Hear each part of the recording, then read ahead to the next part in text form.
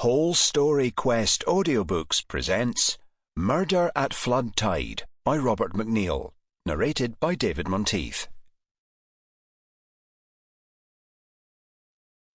Chapter 1. Soon after the barman had served him his pint, a young blonde at a nearby table glanced over and smiled. A mousy-looking brunette sitting beside her whispered something.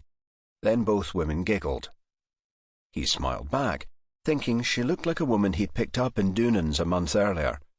A bitch he'd come so very close to killing.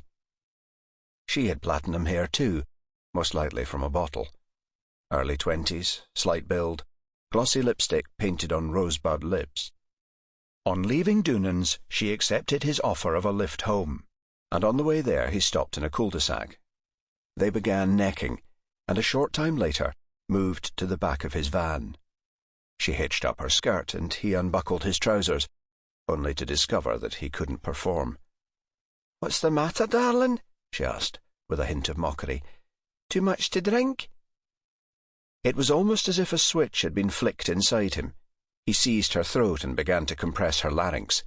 She quickly began struggling for breath, arms and legs flailing. He moved his knees in an attempt to pinion her thighs. Then her survival instinct took over. She clenched her fist and aimed a blow at his head. Her punch caught the side of his mouth, and he slackened his grip.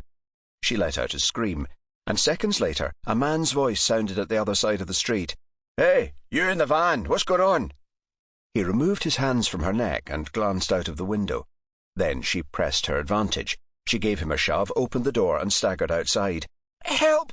she cried, her voice now almost a croak. "Someone's trying to kill me!" It took only a moment for him to clamber into the driving seat, start the engine, and floor the accelerator.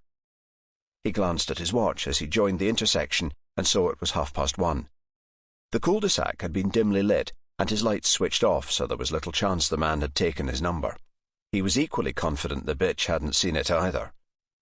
The police would have been alerted, of course, but he knew the area, and the 20-minute drive home had proved uneventful. Just to be safe, though, the next day he contacted a mate with a half-share in a commercial vehicle dealership in Broxburn. He drove there the following Monday and traded his van for a more up-to-date model. Suddenly a voice cut into his reverie, bringing him back to the present. "Quiet tonight." The man who had spoken was seated on a bar stool to his right. He was in his mid to late 20s.